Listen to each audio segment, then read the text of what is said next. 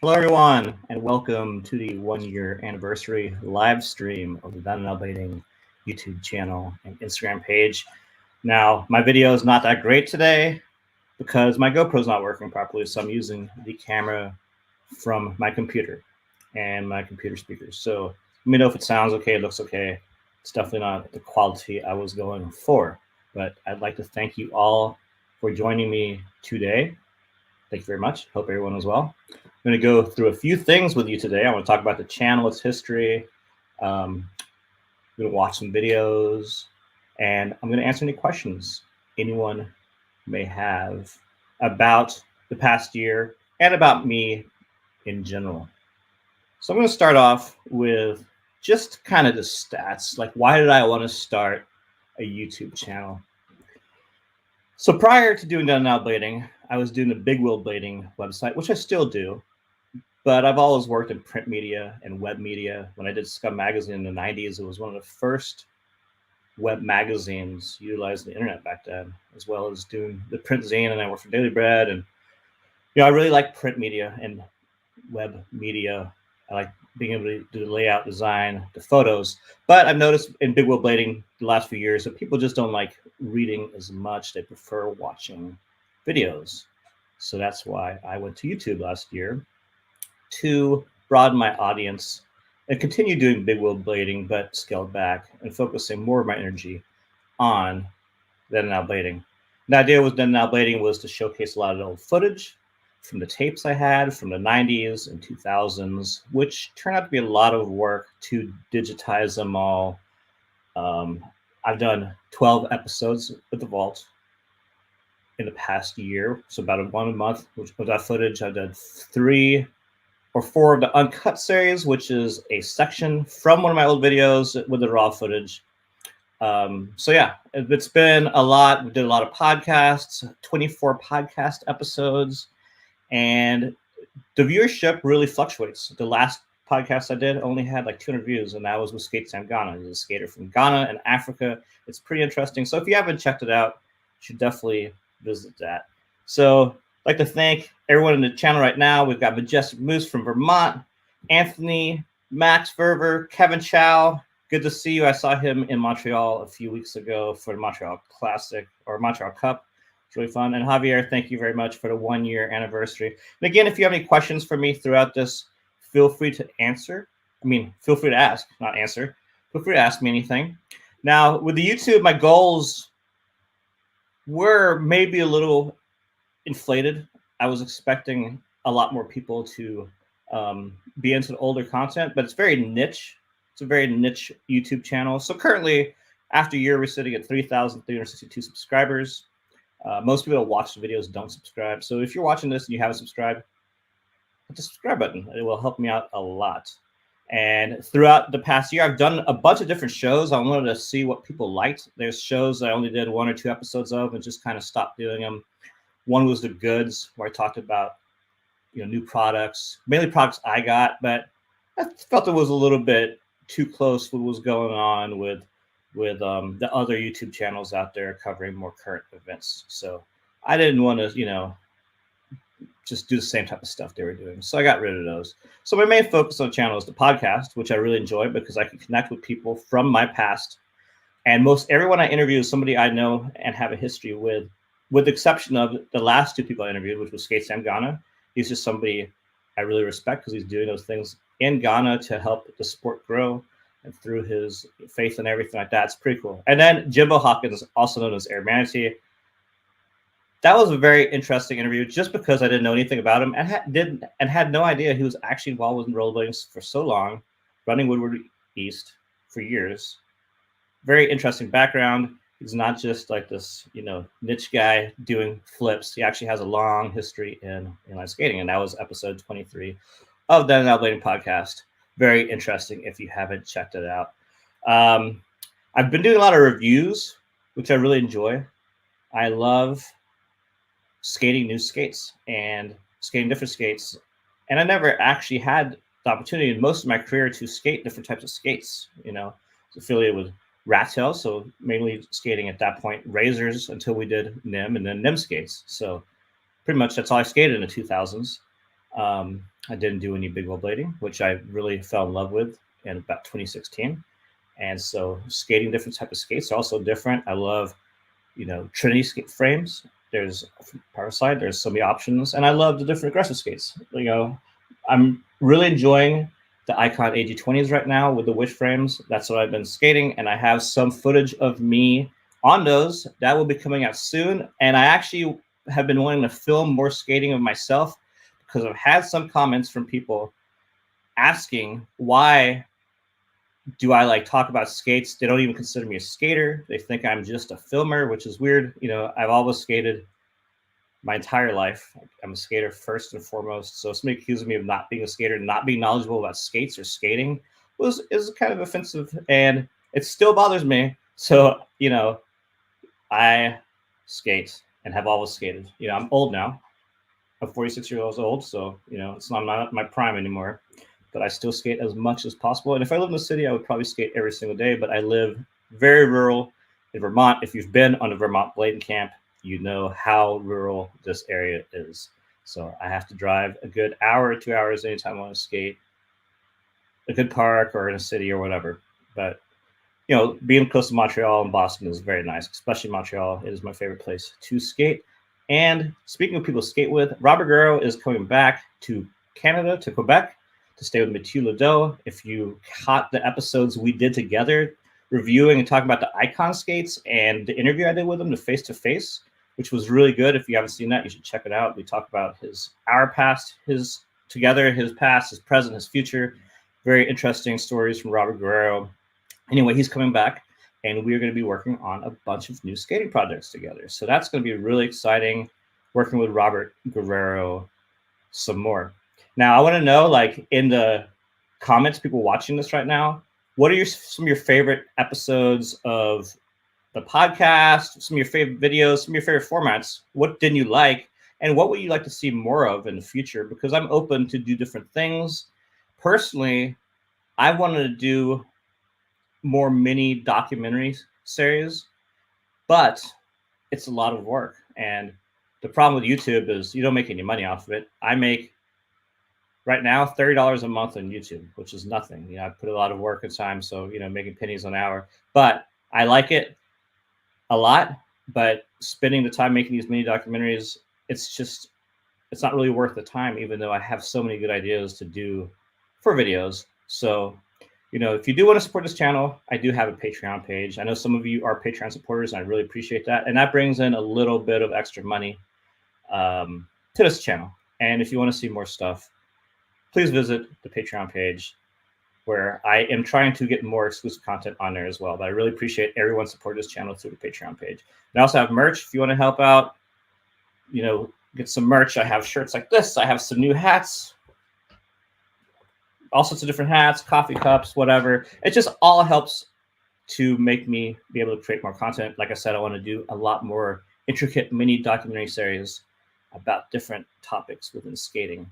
So yeah, just let me know what you'd like to see from me coming up in the future next year. All right, let me get into. Okay, we got a bunch more people in the chat. David, hello. Launder, hello. And Megan, hello. And Megan is my girlfriend. And thank you for watching. She's down in southern New Hampshire right now for school. So she actually goes to school in the same town that Sasha Sims lives in. So that's pretty cool. I actually ran into him randomly at the skate park in Lebanon, New Hampshire the other day. Really cool guy. If you're not familiar with Sasha Sims, find him on Instagram. Very creative, unique skater. So not much questions going on so far. If you have any questions, let me know. If there's any shows, highlights you want to discuss from the past year, let me know. Anything you want to see. Just anything, let me know in the live chat. So I want to go through some of my interviews that I really enjoyed. Billy O'Neill was one of them, and that's the most viewed podcast episode I've done. It's got 10,000 views, far surpasses all the other interviews I've done, and it has happened right at the launch of Mesmer. We talked deep about the brand, his history, very interesting, and he is a legend, not just a New York City legend, he's just a rollerblading legend, one of the greatest of all time. One of my second favorite episodes tying into that is the Matthias Null interview And Matthias is the owner of Powerside, Destroyal. We talk about his history and how he is a skater. All those brands are skater owned. He's been skating since he was a little child. And we talk about Destroyal and Icon and the connection to him and Powerside. And if you haven't seen it, you don't know those connections, check that out. It's a very interesting interview, and it should answer pretty much any question you have about Powerside and Icon and Destroyal and all the brands, USD and everything like that.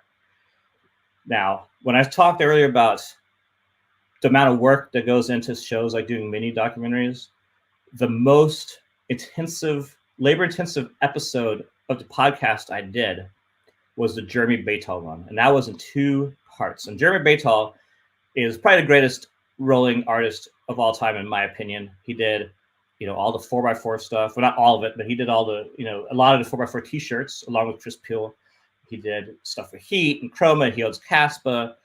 He was in Forever Now. Like, he's a legend, and he's a very interesting artist. We went through his process, and there's a lot of images that go with it. Very labor intensive episodes. And there's 2 parts. Check those out if you like art and Jerry Baytall and his work and just skating. He would talk skating the whole time too. So check that podcast out. Now, and that one also did not get very many views. Part 1 got like 600 views and part 2 got 400 views. So go check that out and watch that episode, because really that took me a month to make, and it was almost not worth it just because we watched it, but it was really good. Then Fritz Peissner, owner of Carrier Skate Shop from Dallas, Texas, skated for Razors for a long time. His interview is also in 2 parts. It was very long. We talked a lot, but his story from his fall at Powwow is definitely the gnarliest injury story that's we've featured in the podcast, but also one of the gnarliest I've heard. It is pretty intense, and it's amazing that Fritz is still with us, skating, coherent, owning a skate shop. Like, he's fully recovered from one of the most serious injuries he could have had. And one episode that I was really stoked to make happen was the Damian Wilson one, which Damian is hard to get to. He doesn't use a phone. Like, he doesn't get on the computer. I had to get Steve Steinmetz to help organize it. And then ended up the audio was terrible. So I apologize to anyone who hated the audio on that. I did get a lot of bad feedback on the audio from that one on Damian's end. But regardless, that interview blew my mind. Damian is like no holds barred, the wildest stories. I had to edit the crap out of it because no one would like Damian probably after, like, had I not edited it. But now moving to the future, starting with the Nick Lomax interview, or maybe the one before that, I've only done live podcast interviews. So there's no more editing of the podcast. Up until episode 20, everything was edited. I wasn't comfortable speaking yet, so I wanted to edit my audio so I didn't sound like an idiot. But it was a lot of work. Again, stuff that takes a lot of time.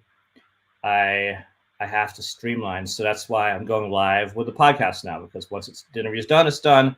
And I'm also going to be doing that with the Vault series, which the last episode of Vault, episode 12, was the first one. Well, let me step back. Episode 11, I did with Damian Wilson. Sorry, episode 11, I did with Robert Guerrero. He was my first guest on the Vault, where we watched the tape together that he was on and talked about it. Which that is something I plan on doing in the future, getting skaters who are on some of the tapes on to the Vault series live. The last episode of Vault, I did no commentary, because previously I did commentary on every one, and I wanted to see, like, some people don't like the commentary, some people like it. I asked in the last video if people like commentary, and almost everyone who responded wanted me to bring the commentary back. So the commentary will be back starting at episode 13, which has some really, really good skating, and it will feature the clip of Mathieu Heinemann doing the back royale on the San Diego Convention Center ledge, which is the scariest ledge that I've ever filmed, or the scariest spot I've ever filmed anyone do anything on, just because it's like a 4-story death drop. and there was birds. You'll see in the footage. There's birds landing on a ledge. Like, it's super sketchy. So yeah, let me go through seeing what people are asking in the questions. So we start with Majestic Moose. Vault is my favorite. It's very nostalgic for me, and I really enjoy the podcast interviews. Thank you. And that's what I'm going for with the channel, nostalgia. I think I lost it a little bit because I wasn't putting out the Vault episodes quite as much as I should have been. But, you know, everything just takes so long, and and then you forget stuff, and like, I'm old now, so my brain doesn't work quite as good. But yeah, so I plan on doing more Vaults more frequently, and more uncuts. And I don't know if you just saw the Chris Haffey section I put up. That is a section from that he edited himself, filmed himself at the Escondido Skatepark in 2007. I found a copy of it on a folder randomly on my hard drive, and I put that up. It's really rad.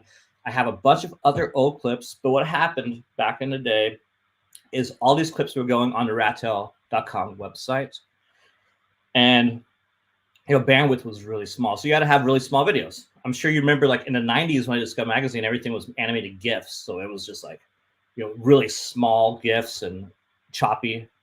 It was really cool at the time, but you look back now, you're like, wow, it's terrible. Well, mid 2000s was the same with videos. You do full videos, but you had to do really small resolution, 200 pixels wide or whatever. For some reason, I don't have a lot of the full resolution SD edits. I have these like either 420 wide or like 260 wide, and I've been able to recently upscale them in a quality that's good enough to show you all. So I have a bunch of new edits similar to the Chris Haffey one that I put up this week that I will be putting up in the next couple weeks on the regular. So those should be really exciting. All right, next question.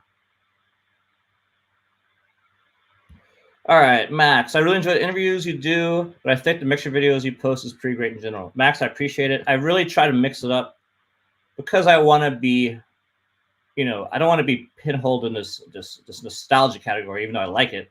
But I also want to talk, it's then and now, so I want to talk about then, which is the nostalgia, and now, which is what I've been doing now, and what I'm doing now, and what I've been doing. So, you know, and I'm trying to bring the past and the present together with the podcasts.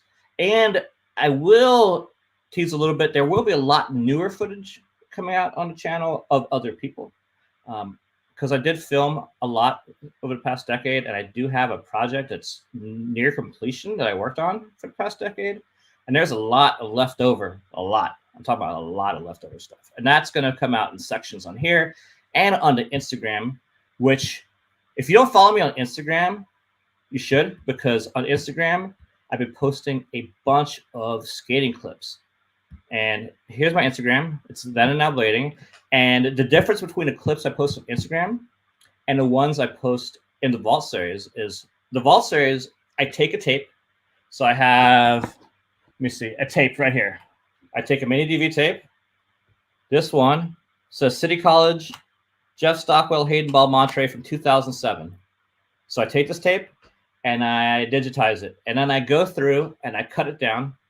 I get rid of all the filler, all the talking, all the like waiting. So it takes a 60-minute tape and puts it down to 15, 20 minutes. That's why the videos are kind of shorter, because I do edit them and trim them down because nobody wants to watch an hour of or 45 minutes of B-roll standing around. So I trim those down.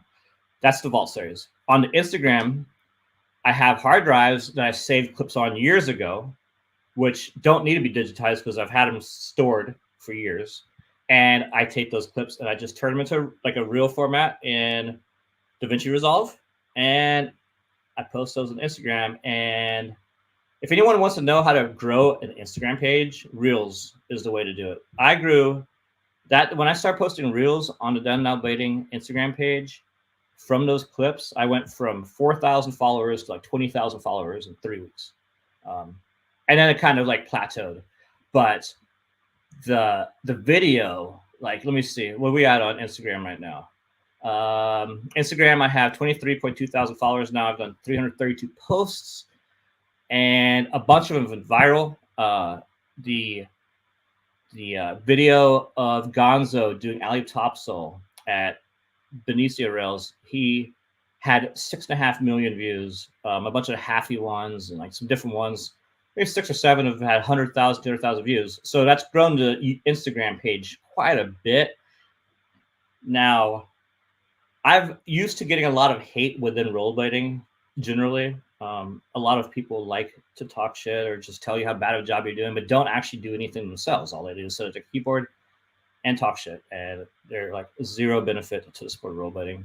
But they make you feel bad and make you question, like, are you wasting your time or not? And sadly, that's the truth. But I get past those, and usually I just block those people. So there's no reason to talk shit. But as far as shit talking goes on the Instagram page, since these videos go viral, like the amount of being called fruit booters and gay and like all the stuff you heard in like the 90s and 2000s, which you don't really hear anymore, at least face to face, are definitely still there with these keyboard warriors.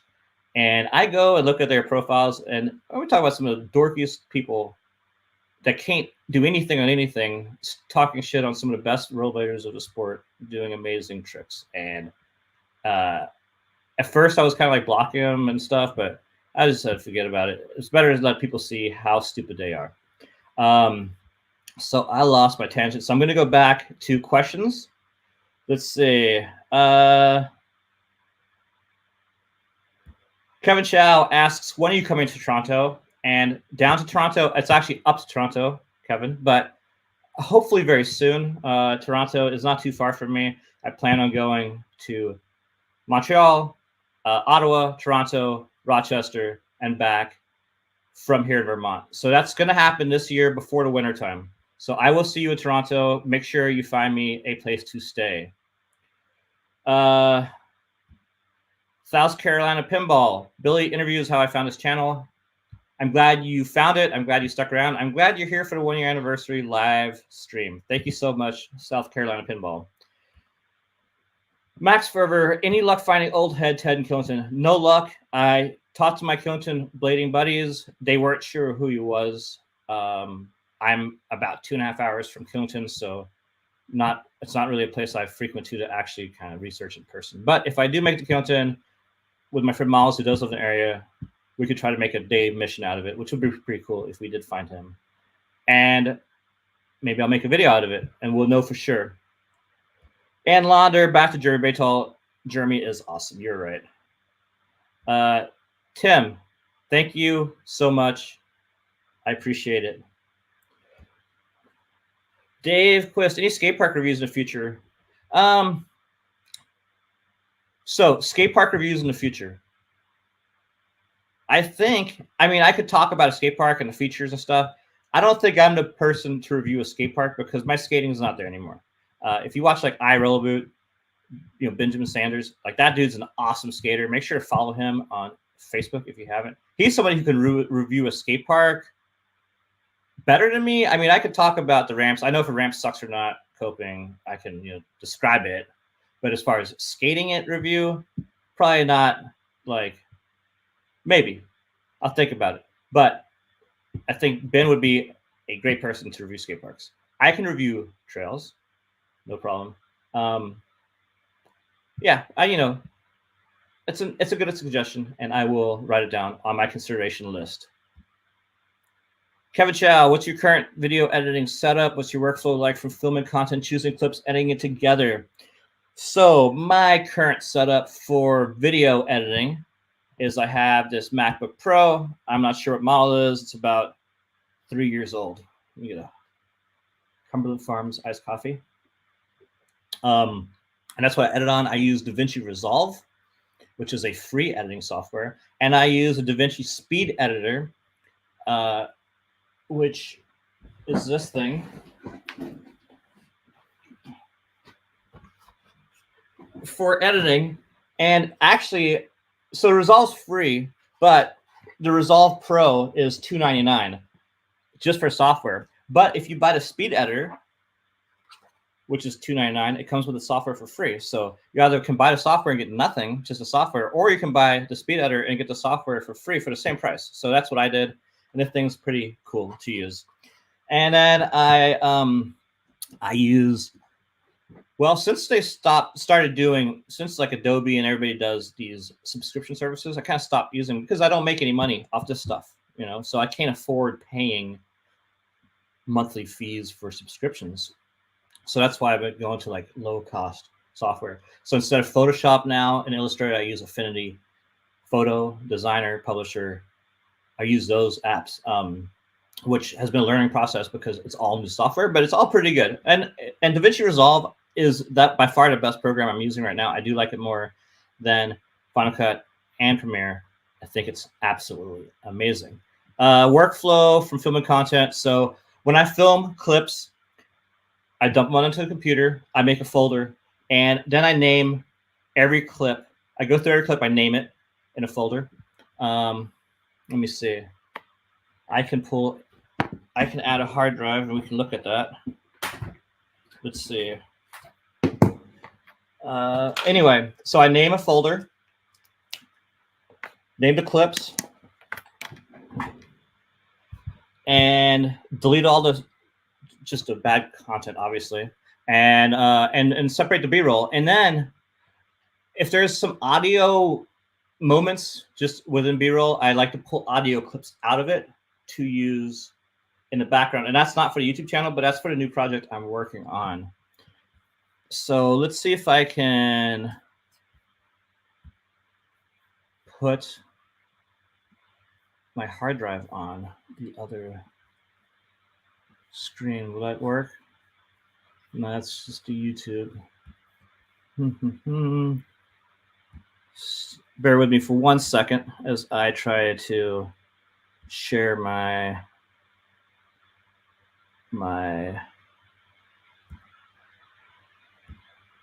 hard drive so I can show you exactly how I organize my clips. Share screen. Well, it does not look like it's working. So, oh, that's not going to happen. Anyway, let me get on to the next question.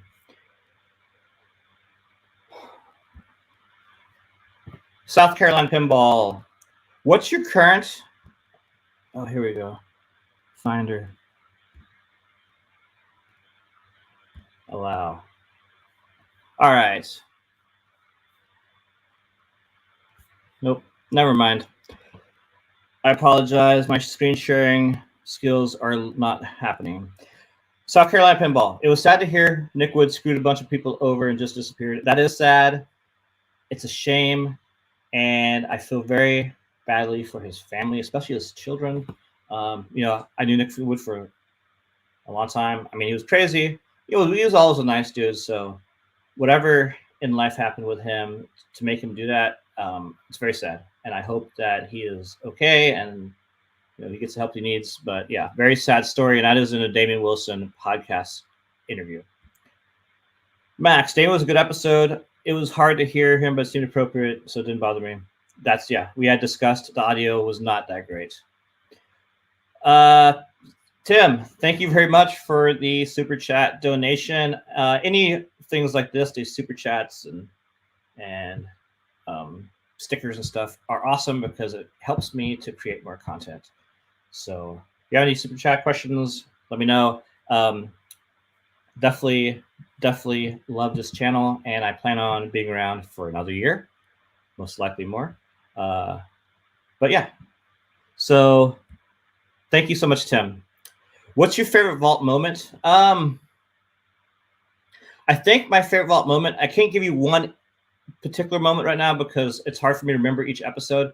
But one thing I enjoy about the vault is, so when we used to film, if you notice in some of the clips, I've removed a lot of them, but you put the hand in front of the camera once somebody lands a trick, right? You put the hand in front of the camera. And that's because you're fast forwarding through and it's easier to find the landed clips to capture so you don't have to watch the whole tape. Well, with fast forwarding through, you do miss some clips and some footage that's interesting. So watching the tapes all the way through has led to me finding some clips that were A, never used, and some B-roll that's really funny or just kind of disturbing. So, but yeah, it's been interesting to watch those clips again and just kind of like feel like you're at that session again. because, you know, it was a long time. A lot of these clips are 20, 30 years old. So it's gnarly. And then Max votes for commentary, and that's for the Vault series. I am bringing commentary back next episode. Megan, Vault is awesome. Interviews are awesome. Thank you so much, Megan. And Wax Nostalgic, love the Vault series. It's like VH1's behind the music. Okay, I had mentioned earlier I want to do mini documentary series. That's kind of one of the avenues I wanted to go, like behind the music. Not so sad, but like I said, it's a lot of work. So it's just balancing the amount of work with the amount of, you know, like I had mentioned, I make $30 a month on the YouTube channel, which is nothing. So it's very hard to spend so much time making a lot of content. Even though I do enjoy it, it just does not make sense to dump so much time into. That's why I've been trying to streamline, like I mentioned before, doing live podcasts, live vaults, just to save time and focus a little bit more time on other types of shows. Because I'll tell you one thing, the podcast episodes, when I was editing them, I mean, they would take like a week, 2 weeks per episode. And that was just, you know, that was just stupid. It was a waste of time. A lot nicer having them live and having them be done when I'm finished. South Carolina Pinball, since you don't have a lot to skate near you, should invite Adam out to build some kind of ramp, document the whole thing. I'm sure you can find climbers to do, film some skating too. So there's lots of climbing over here. I live, you know, right up in mountains, and White Mountains are here, lots of climbing. And I do want to build a ramp.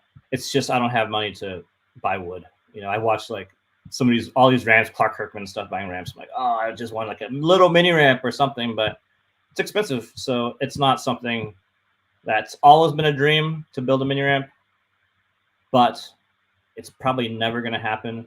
And what's sad is I would have a grind box or something, but we don't have a paved driveway. So I have some P-rails that I take around to the parking lot. I do have some really bad skate parks to skate here. So I could skate a little bit, but yeah, paved driveway would be nice, mini ramp would be awesome. And if I could, I could add them to build it, but most likely that's a pipe dream. Launder, fuck haters. That's right. Fuck them. Majestic Moose, never give up, bro. Keep doing you. Thank you for the words of encouragement. Like I said, I love skating and I love this channel and I love promoting the sport and I love talking about blading. And I love that some of you love listening to me talk about blading. And I'm always down to do more stuff. So any ideas, like I said, I'm open to them. Just send them to me, you know, here, or message me if you're watching this later. You can contact me on Instagram, Facebook, on the website, nowblading.com. So, yeah. And Tim Vinovalso, yes. And Tim is the man who found the long lost video that I talked about with Billy and Austin Paz when I was on the Jump Street podcast. If you haven't seen that episode of when I'm on Jump Street podcast, check that out. It's pretty interesting about my history in the sport. But there's a video called Vinovalso, which was the first video that John Elliott was in, based out of Austria, and Tim had it. He's a collector of awesome videos. He has everything, and he sent me a MP3 or MP4 of that video. So thank you so much. David was thinking more just 2-minute videos showing the park. That is something I can do, and I'm down for that. There's actually a bunch of interesting parks around here and in Quebec that I could start with. So I like that. I'm going to write it down right now on a pad of paper. 2-minute park reviews. If anyone else has ideas, drop them in the live chat. Megan, super sticker. Woo! Damn, thank you. Thank you so much. I appreciate all of your support. You have supported me so much in different episodes and through skating. I appreciate it. Mark, thumbs up. Thank you. Majestic Moose, is there any product boot that you're looking forward to reviewing? So a product I always want to review that I did, well, that I've did an unboxing of and skated, but I've actually have a bunch of videos I did that I haven't put up yet, is the Wizard PR90s. And I know it's becoming very popular now, especially with all the brands making imitation Wizard frames, but I've always wanted them. I just could never afford them. And I finally got a pair, and I'm stoked on them. I am very excited to skate and review the blank skates, the Sean Keen blank skates. I got a pair of those, and I will be doing a video unboxing, first impressions, and review of those very soon. So that will be the next video. I also got a pair of the Endless 90 frames, the long ones, which I will be trying out as well on the Rollerblade Twister XT skates. And I just did a video on the Rollerblade Twister XT skates. They're urban skate. If you've ever tried on a Rollerblade Twister or you skated one, they may have been too tight for you. They were way too tight for me in the past. They hurt my feet. I wanted to cut them off. That's how much they hurt. I couldn't even go more than 10 feet before taking them off. But they redid the mold, added 2 millimeters. And one thing I didn't mention in the video is they also have a new footbed that's like a super feet footbed. So they're just super cozy, super nice to skate. I've dropped a video of those. I really liked those skates a lot, and I had those endless frames. I'm going to put on those to review next as well. South Carolina pinball. The standard tricks was so different back in the day. Everything had to be huge or tons of switch ups. I'm sure you and all the other old school filmers could make full profiles from unused clips. Yes, the standard was different back then. A lot of it's like people were so perfectionist because they wanted to be the best that they did a lot of tricks that they landed pretty good over again because it wasn't good enough. And a lot of them could pass as tricks. You know, I mean, people look at it now, they're like, why did they not keep that? Just they were overly picky back then, I guess. But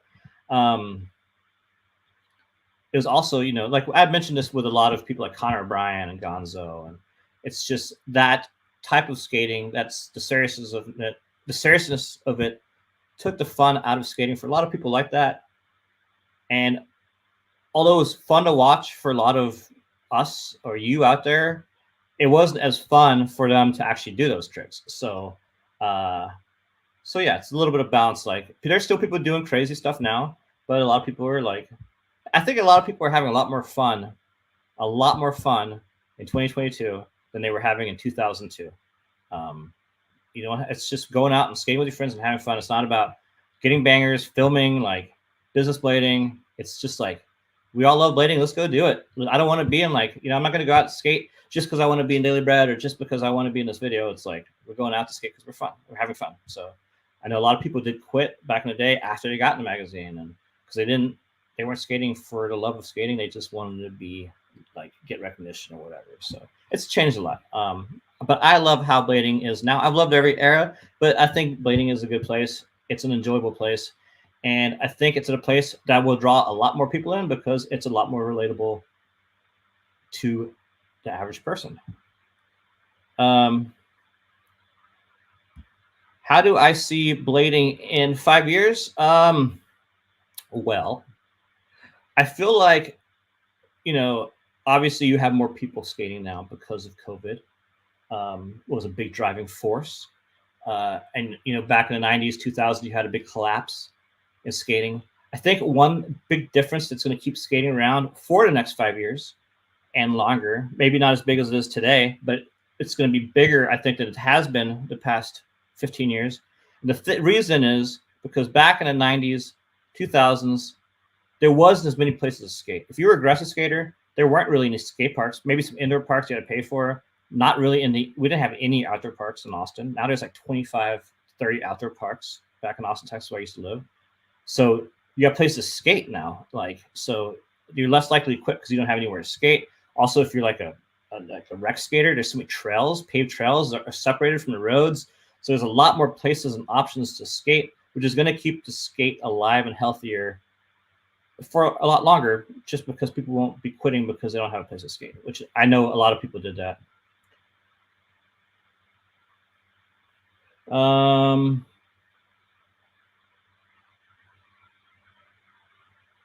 And then Javier, back to the same question. Are you planning on filming a new video like the old days? I think you have some valuable trick for an NFT collection. Okay, NFT collection. I don't know anything about those, and they sound awesome. But if you have any suggestions, hit me up on Instagram or Facebook, whatever. Okay, planning on filming a new video. I have been filming a video since 2013. So it's like 10 years. Of a lot of skaters, and it's going to be coming out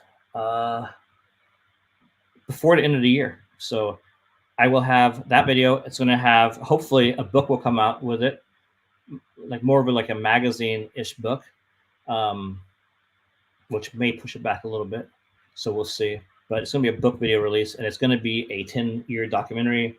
The book's going to document the 10 years of making the video, all the trips I did, people I worked with. It's going to be interesting. So that's a big project that a lot of it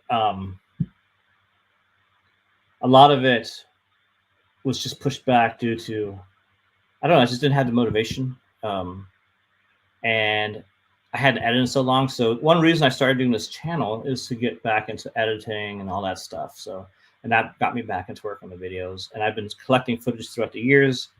The majority of it's filmed from 2012 to 2017, but it has a lot of bangers that no one has seen before. Okay. Chase Bailey, love to see you making content. Thank you so much. Bladen's dad, loving all the work you do, Yonda. Happy Esco was a real treat. Well, thank you so much. I appreciate it. And that was a treat because I barely remembered it when I found it. I was super stoked.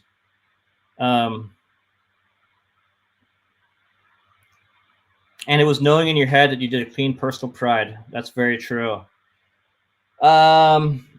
Chase Daly, I quit after getting in daily bread a few times, getting a section trash, but after med school and 4 kids, I love the community I'm returning to and have kiddos interested now. So, Chase Bailey, I thought that was you. Your skating was badass back in the day. Very sick, very fast, very awesome. I'm glad you're back. And I'm glad you're here joining me in the live chat. Very cool, dude. Thumbs up to that. Very cool. Okay, so let me see here. I made a little spreadsheet, not a spreadsheet, but a little document earlier of some stuff I want to talk about. Let's see. So, yeah, so if you do like this page, you want to support it, I do have a Patreon link here. Let me pull it up. You can support the channel on a monthly basis for as little as $3 a month. If you like this channel, you want to support and see more videos. It really helps out a lot. And I have merch. I have shirts. I have a bunch of different shirts. I have stickers. I have coffee cups. I have hats. Here's a hat. Those all help out as well. I don't really sell much merch. I've sold maybe 6 things. So, but every little bit helps, and it's cool to see people wearing it when they do. Anyway, thank you everyone who has ordered merch from me. I really appreciate it. It means a lot. Thank you very much. And I want to talk about, okay, on Austin, Texas is where I'm from, and Austin's always had a really good scene. And Anthony Medina, I'm sure most of you know who he is. His new video came out today. It's called Ins. It's his very last full-length video, and Nick Casals made a book to document this video. It's very limited edition. I ordered mine this morning as soon as I woke up because there was only 60 something left. So if you want a book from Mick, go to mickcasals.com and order your Ins book and own this limited edition piece of rollerblading history from a really solid blading crew with Anthony Medina and Mick Casals and Heath Burley and Andrew Broom. I think I said that. Anyway, very cool. And the video is available on Selfie. Buy the Ins video here. It's $15 to get it. I haven't seen it yet because I've been busy putting this together, but I'm sure it is fantastic with that cast. Every video that those guys are in is really good. All right, so, and then I have one more thing I wanted to mention is, well, let me see if I have any more questions. The Daniel reps his Big Wheel Blading shirt regularly. Very cool, Daniel. I appreciate it. I do have Big Wheel Blading merchandise as well. You can go to bigwheelblading.com to the merch area. I mean, I don't know how many of you also Big Wheel Blade. I'm assuming these days a fair amount. Let me know in the live chat or in the comments below if you also do Big Wheel Blading. And if you're not in the live chat, let me know in the comments below if you want to see, or not if you want to see, but what else you want to see in this channel, what you like, what you don't like, in a nice way. You know, I like constructive criticism. I don't like people who are just downright mean. But let me know what you want to see. And if there's stuff you don't like, let me know. Max, speaking of trash, it says Jew production, which I know is your initials, but I remember wondering when I was younger if you were Jewish. It is. No, I'm not Jewish. It's just my initials. It's Jan Eric Welch. So yeah, it's Jew Productions, and it is something I don't use anymore, but that's what it was back then. And Trash is a video that I'm still searching for all the raw clips from that video. I'm not sure if I have them all. I feel like some of them got filmed over with 4x4 footage and stuff like that, which is unfortunate because there's some bangers in that video, and there was so much footage in that video.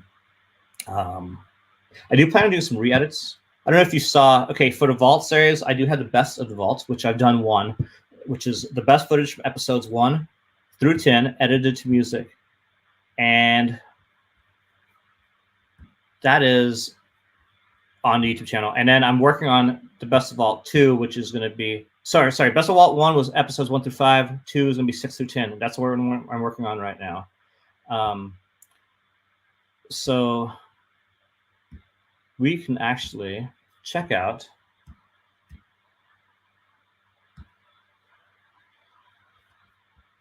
on this.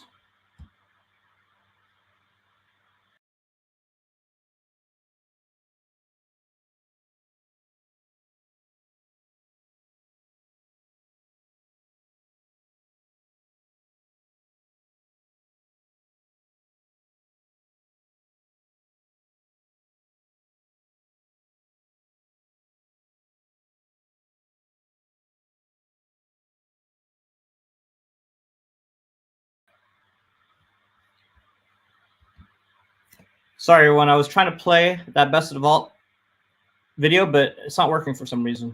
Not sure what the problem is. I've been having a lot of problems today. My GoPro did not work from the beginning, so I'm using my camera from my computer. Now the sharing the screen's not working. Not sure what's happening. Roller bearded. 110 millimeter here, currently training for the Florida Marathon. Very cool.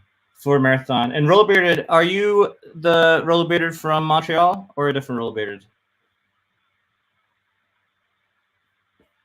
Okay, and then I want to talk about another project. Well, I'm not even going to talk about it. I'm just going to tease it real quick. I'm not going to talk about it all. I have a new project that is in the works, and it's going to involve some other people, and it's going to be a brand, and it's going to involve some artists so you're familiar with. But that's all I'm going to tell you, and that's something that's going to be happening sometime early next year. So that's the first teaser. More information to come when I have some more official information to release to you all. But I'm very excited about it, and I hope that you enjoy it.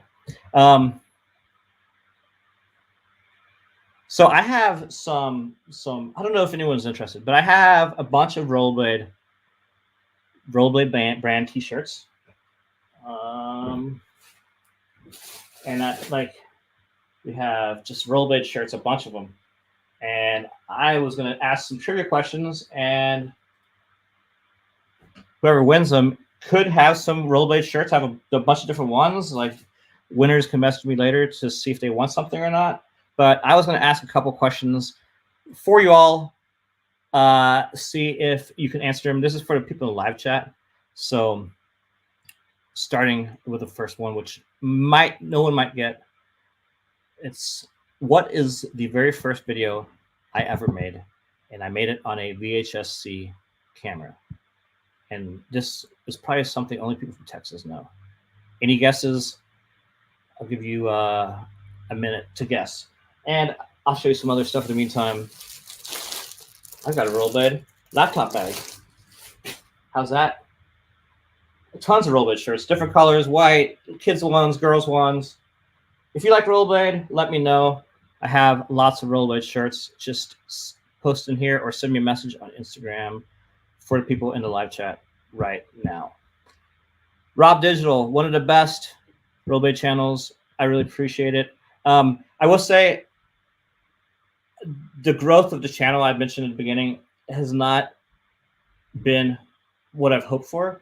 You know, I was kind of like, after a year, my dream would have been like $10,000 or something. Obviously, it was realistic. It blew up really fast with the first like 2,500 people, and then it trickled like 11 months for another 1,000. So for you, if you guys want to help this channel, the things to do is like the videos when you watch them. Every video, hit the like button. And even if you're in a live chat, go back and hit the like button, leave a comment. That really helps to get the video seen, and share it. Share it to your Facebook, Twitter, if you like the video. Don't share it just because I'm telling you to share it. But if you like a video, share it on your Facebook, Twitter, whatever. That really helps me to grow the channel. And it helps you to be able to see more content from me in the future. So, yeah, that would really help. And that's, you know, pretty much the main thing. And, it, you know, I really appreciate anyone who does that very much. Thank you very much. Okay, no one answered that. If you've been watching these videos, so the very first time I met John Elliott, this is a trivia question. Okay, Max Ferver says, I have a copy of Urban Decay, but I know that's not the one. Urban Decay was, and Rob, you can phone somebody, sure. Urban Decay was my like fourth video or something like that. So I'll leave it the question. I'll ask one more time. What was the first video I made? It was done on VHS-C. I'll move on to a second question.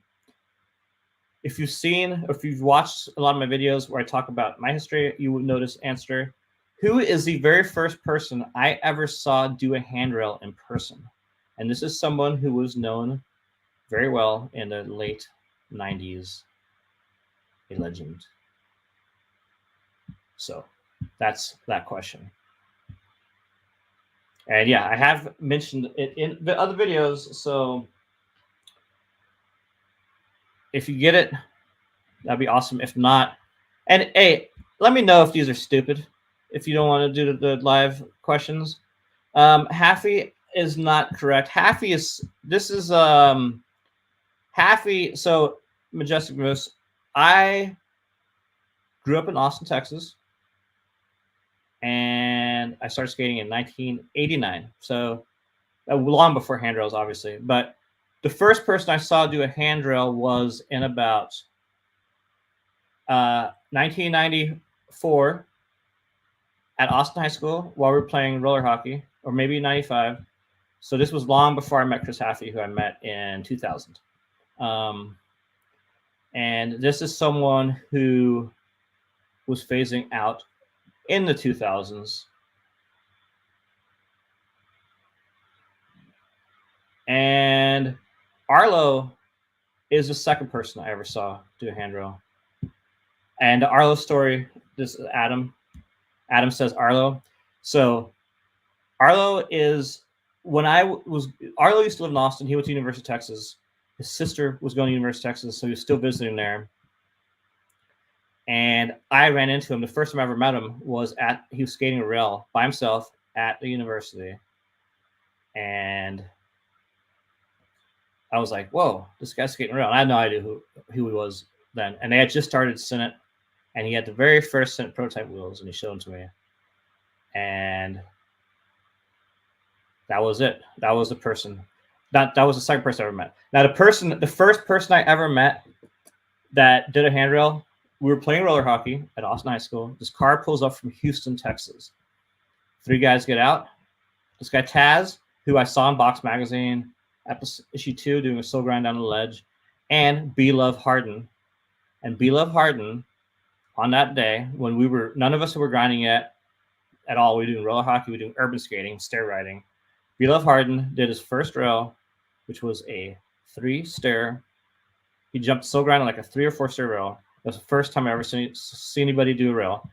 Taz did a soul stall on a lower bike rack, and I blew my mind. And that is the moment that I discovered aggressive skating. And every day after that, I was grinding, installing stuff, and everyone I skated with quit because none of them could transition over to aggressive. So Beloved Harden is the answer to that question.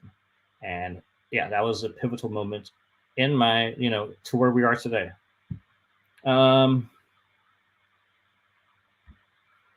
And just better put your Patreon link in the chat. Chris Edwards basically tripped over a stair in the 90s. Chris Edwards was the first to officially do a rail, but he was not the first person I saw do it in person. But he is definitely the godfather of blading. And here's my Patreon page again, if anyone wants to support the channel.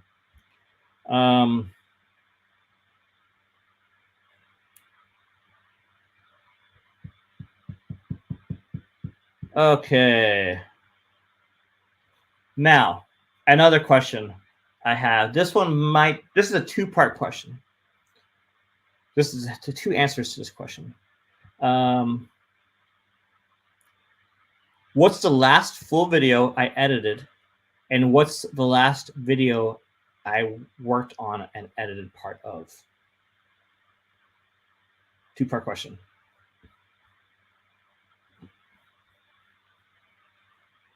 Now, Chase, you lived you were in Utah, is that correct? Which Utah, I believe it's Utah, but if not, I apologize. But Utah has such a great skating scene. So many good skaters.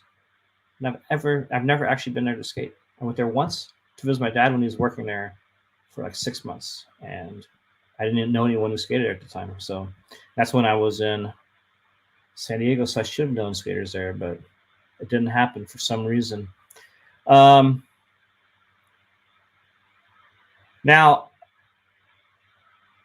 is anyone here going to Blading Cup this fall Blading Cup? I went to spring one. It was awesome. And I really want to get to the fall one again. I'm hoping that can happen. I'm very sad I missed the Bashi Cup because that is happening very soon. Adam S. Was Scratch your first video? That is a very good guess, but it is not the first video. Scratch was the second video. I'll give you the answer. This is a video most of you probably haven't seen. Scratched, I did post on the Patreon page. So some of you have seen that. There's also actually Scratch might be the third video. There's America's Army, which came before Scratched. And the very first video I did was called No Budget Lo-Fi. And this video was made with 2 VCRs and a CD player connected to it.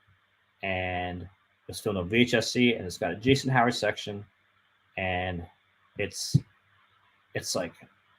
crazy to watch because the quality is so bad. So the name is so appropriate for it. And I'm gonna a lot of those videos are still in the VHS-C tapes, which I haven't digitized yet. I plan on going, now that I've done a bunch of mini DV tapes for the Vault series, I'm gonna go back and start doing some of the High 8 and VHS-C tapes. I just digitized a High 8 tape, which they're a little bit more, they're a lot more work because mini DV tapes are 60 minutes. The High 8 tapes are 120 minutes. So they're twice as long, twice as much to go through. They take twice as long to capture. It's like 2 hours of capturing. Then it takes, 4 or 5 hours to go through 2 hours of footage because you got to go through it and cut it and whatever. So unfortunately, it takes a lot more time. And there's a lot more footage to work with. But the first tape I have is from Urban Decay, and it's from Los Angeles, and it features the skating of Ernie Ramos, Hong Fong, and all those LA cats. And it's got some really good footage on there. So yeah, that's all the Oblivion crew and everything like that. So that's going to be the first non-mini DV tape. Vault section is going to come out. And Let me see.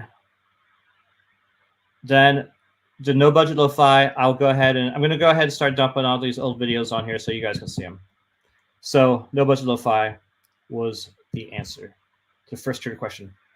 Is blading cup or quad also? I believe it's both. Yeah, it should be both blading cup and quad cup. I think that's the new trend. It's blading and quad. You know, they did it at Montreal Cup, was blading quad, which was awesome. There was only one other American at Montreal Cup besides myself, and I was a skater from Western Mass.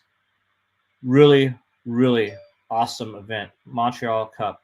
Make sure and look it up on Instagram or Facebook. Go next year. Very cool event. Very awesome city. Very good scene. Very cool time. And they had quad at Bashi Cup, and they have it at Frank Morales. So it's the two are definitely a hand in hand right now with events, and I think it's great because the roller skaters bring a really positive energy to the events, and yeah, it makes a lot of fun. And Chase, yeah, lots of legends from Utah. Jaren Grove is one that is someone early on that we skated with. He came to Austin in 1997 with the circus, Ring Brothers, Barlow and Bailey circus, with Ariel from New York City, Rice Rollerblading. And we got Jaren to quit the circus and come with us to the hoedown at Eisenberg Skatepark. And on the way there, we filmed a Waco. I got a bunch of street clips of Jaren. It's in one of those old videos, maybe scratched or I don't know. I'm going to have to, I don't remember. It's so long ago. But I have a bunch of clips from Jaren. And that's kind of when he quit the circus. And he was, I don't know, like 17 years old. Pretty cool time. And then, of course, yeah, Cameron Cord and Tori. And Tori's someone I'm trying to get on the podcast very soon. Just waiting to hear back from him.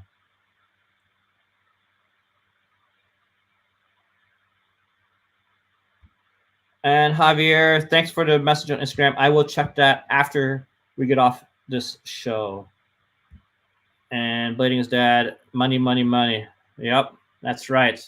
So, okay, we have no winners yet. No one answered my question. My last video I edited fully, and the last video I worked on partially. No answers to those. I'll see. Okay. Oh, Josh, for the super chat, thank you so much for your support. Which skater do clips come easiest with? That's a good question. Now, watching videos, which is nice about the vault. It shows you that a lot of the pros who you think can do everything first try can't actually do things first try and don't necessarily always do the tricks they want to do. And being someone behind a camera, there's nothing more frustrating than sitting in a spot for hours on end and then nothing ever happens, you know, and your whole day is gone. And some skaters take a really long time, a lot of tricks, and a lot of it, I'll say one thing. Some skaters that I film with, they land their trick every single try and fall on every landing because it's like the ground's crappy and they're an anti-rocker and they just stick and fall backwards. So some of those guys, I'm like, just put on a flat setup. Your tricks will be happening way faster and your chance of getting hurt will be a lot less. Anyway, so, you know, Shima and Haffy were definitely two skaters who did stuff generally pretty quick, but not always, you know. I mean, look at the 666 drill. I went there 6 times with Chris Haffy, and then on the 7th time, he went there with Lonnie and did it.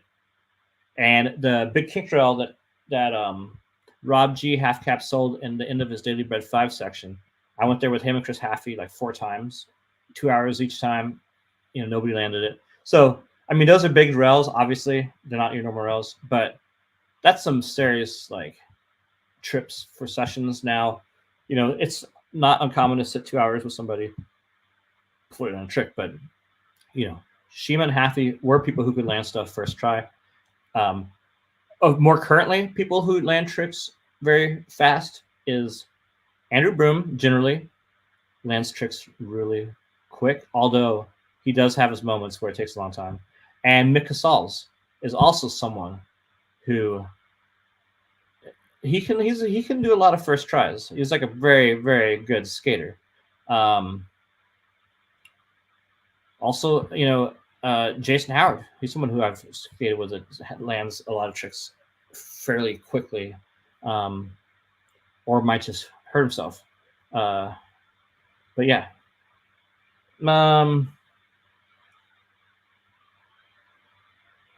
Okay.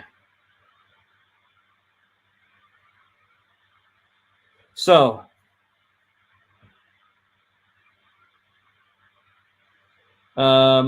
okay, so Max, you're right that the last video I did myself was sleeves, but it is a two-part question, and Tim has the correct answer of sleeves being the last full video I edited, and Nim being the last video I edited some of. So I filmed and edited a good chunk of the Nim video, but I did not do the whole thing. And the sleeves video, I filmed a decent part and edited it completely. Obviously, I have the new video I'm working on, which is going to be something that it's like 99% clips I filmed with a few contribution clips. Not very many, but a few. And some really cool clips. So now, speaking of filming, can you name the camera that I used to film Daily Bread Quattro, No One's Children, and Steal This Video?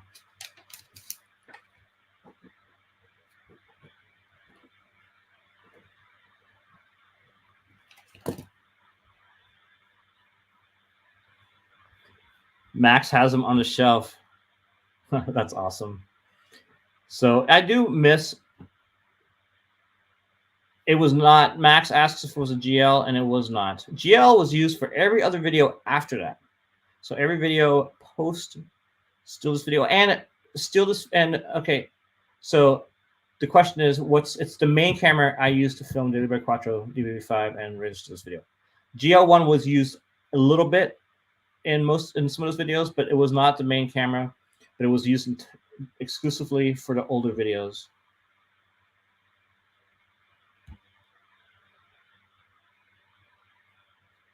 Nathan, yo, it's your birthday, huh? Happy birthday, Nathan. 29, awesome. I hope you have an excellent day.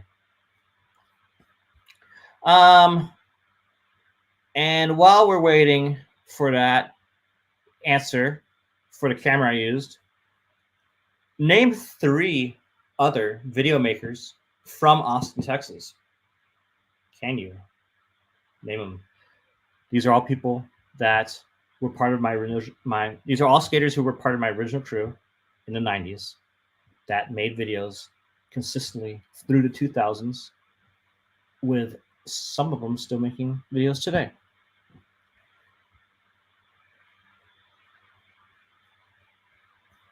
And again, I just want to thank everybody who's in here. I want to thank all of you who did super chats and super stickers, and all of you Patreon supporters.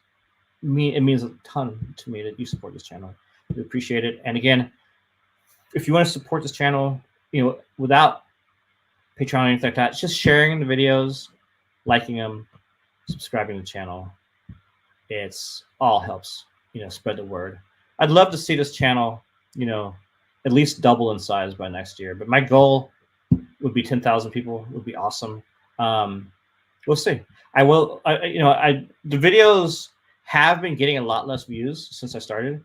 Some of the early Vault episodes were at 7,000 views, 6,000 views, and now they get like 1,000 views, 1,500 views. So I feel like there's less people watching the Vault series. Obviously, there's less people watching them.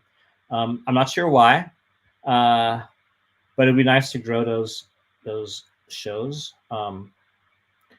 again, and then like I said, make some new content, but get some more people watching would be great. And I need to figure out the best ways to do that. So if anyone has any suggestions, let me know.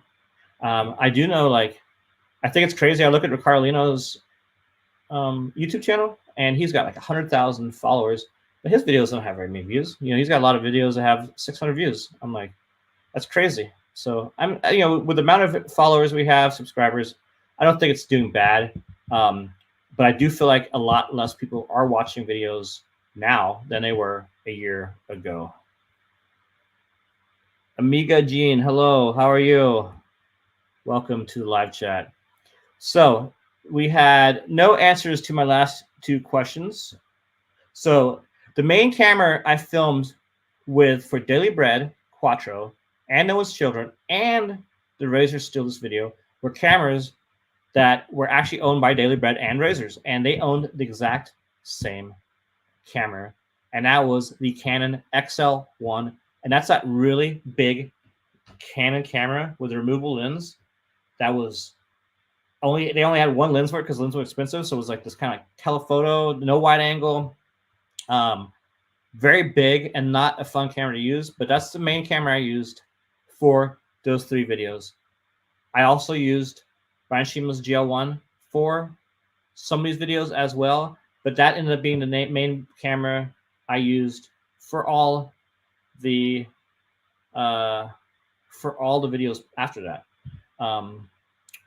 And I was going to ask you what camera I had before that when I was making my first mini DV camera, which I used for Last Call and United Front, was filmed with a Sony TRV9.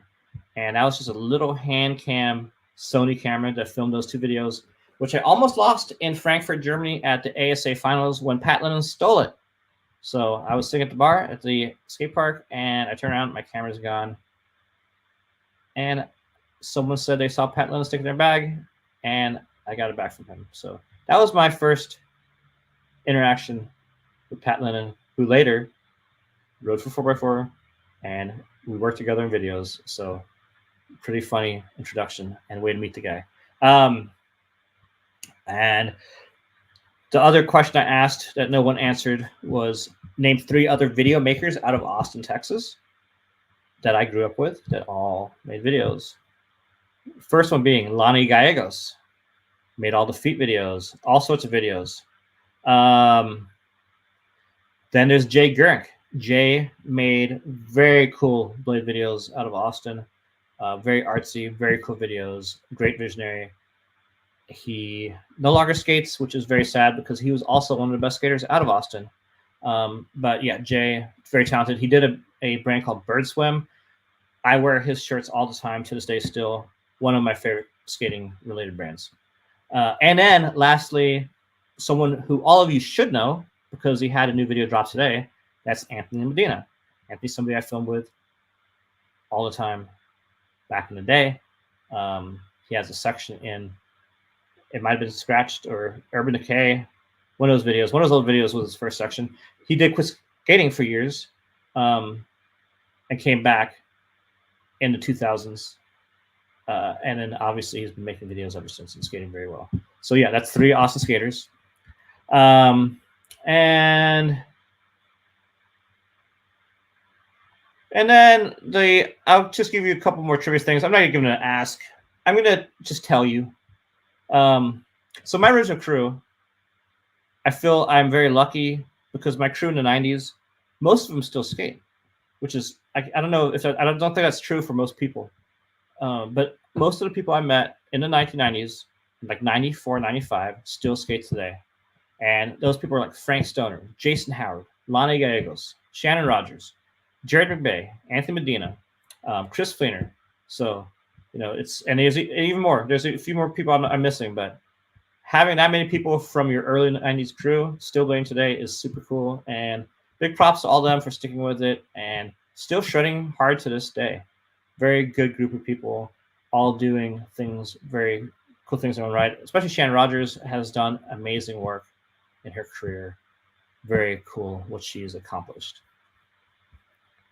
So, all right, well, I'm about out of things for my list to talk about. I don't know if there's anything you all want to talk about still. Any questions you may have for me? Anything you want to say? Let me know here. We're going to wind up in the next minute or two if I don't hear anything in the live chat. But I really appreciate you all coming to join me for this celebration, chat, talk. I really appreciate everyone who came and joined me for the live stream. And here's another year of Then and Now Blading. Again, I do have a Patreon page if you want to support this channel. It's patreon.com, Then Now Blading. I do have a shop. That's thennowblading.com/shop. T-shirts, coffee cups, embroidered hats. This is a denim hat. It's kind of cool. So I just actually got that in the mail today. I'm stoked on it. And I have the Instagram page, which if you're not following the Instagram page, you should, because I'm putting almost multiple, well, pretty much every single day, I put multiple clips on the Instagram page, raw footage, just like in the vault series. But these are all clips coming from my hard drive. They are not the same tricks in the vault because the vaults are from the tapes that I log. So I talked about that earlier. I do have stickers here, and anyone watching the live chat right now, go ahead and message me on Instagram right now in the live chat, or not in the live chat. Go to my Instagram right now, message me your address, and I will send you some stickers for watching this show. So any messages I get on Instagram in the next 15 minutes will get a sticker in the mail. So leave your address and you will get a sticker. If you're not watching live chat, sorry, I do have stickers though for sale on the website, which are right here. And let me see if there's any more questions. Blading's dad, Frank Stone Rips. He is a ripper, best mini ramp skater I've ever met in my life. And then Max, what made you think to do Truceda's name like Rock and Roll High School and still this video?